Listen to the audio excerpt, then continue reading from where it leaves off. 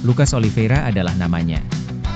Datang dari negeri Samba, Brasil, pada usia 22 tahun, ia menginjakan kaki di Surabaya, kota yang segera menjadi rumah keduanya. Bergabung dengan Persebaya Surabaya, Lucas bukan sekadar pemain asing biasa. Dengan wajah tampan dan kemampuan olah bola yang memukau, ia dijuluki supporter setia Green Force sebagai Mini CR7 karena gaya bermainnya yang eksplosif, tendangan keras, dan etos kerja yang tak kenal lelah. Namun, yang membuat Lucas benar-benar dicintai adalah kepribadiannya. Ia rendah hati, ramah, dan selalu tersenyum, menjadikannya cepat mendapat julukan keramat dari bonek dan bonita, si anak baik. Musim penuh air mata dan pengorbanan. Tahun-tahun awal Lucas di Persebaya adalah puncak karirnya di Indonesia. Ia memimpin tim meraih gelar, mencetak gol-gol fantastis, dan assist-assist memanjakan. Namun, drama dimulai ketika cedera lutut parah menghantamnya. Dalam sebuah pertandingan penting, Lucas jatuh dengan posisi yang salah.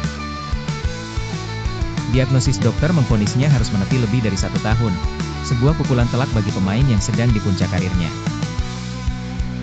Saat itu, rumor beredar bahwa manajemen akan melepasnya demi pemain asing lain yang lebih bugar. Ia menolak kembali ke Brasil untuk pemulihan. Ia memilih tetap tinggal, menjalani terapi intensif di Surabaya, didukung penuh oleh staf medis klub dan, yang paling mengharukan, oleh bonek yang tak pernah berhenti datang menjenguk dan meneriakan namanya di luar tempat terapi.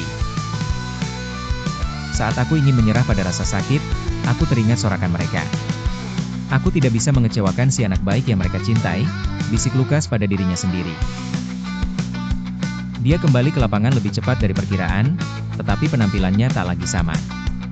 Kecepatan dan kelincahannya sedikit berkurang karena trauma cedera. Kritik tajam mulai muncul, dan beberapa media mulai menyebutnya pemain tua yang terlalu mahal. Di tengah perjuangannya memulihkan performa, datang sebuah panggilan yang mengubah segalanya. Tawaran untuk menjadi warga negara Indonesia, WNI, melalui proses naturalisasi. Keputusan itu adalah persimpangan jalan yang penuh dilema. Di Brasil, ia akan kehilangan identitas kebangsaannya. Namun, di Indonesia, ia menemukan jiwa dan cintanya. Proses naturalisasi berjalan panjang dan dramatis. Ia harus melewati birokrasi, penolakan awal, dan keraguan publik tentang motivasinya. Momen yang paling ditunggu tiba. Lucas Oliveira, kini Lucas Dirgantara, nama barunya sebagai WNI, dipanggil untuk membela tim nasional Indonesia. Puncak kisah, debut di timnas. Momen yang paling ditunggu tiba. Lucas Oliveira, kini Lucas Dirgantara, nama barunya sebagai WNI, dipanggil untuk membela tim nasional Indonesia. Debutnya melawan rival klasik di Stadion Utama Gelora Bung Karno adalah malam yang tak terlupakan. Saat ia memasuki lapangan mengenakan jersey Garuda, seluruh stadion, yang biasanya terpecah, bersatu dalam gemuruh sorakan, membawa spanduk besar bertuliskan, "Selamat datang di rumah, anak baik." Di menit-menit akhir pertandingan, dalam skor 0-0 yang menegangkan, Lucas menerima bola di luar kotak penalti. Menggunakan sisa-sisa energi dari perjuangan dan rehabilitasinya, ia melakukan gerakan step over khasnya, mengelabui bek lawan, dan melepaskan tembakan roket kaki kanan yang menghujam deras ke gawang, gol.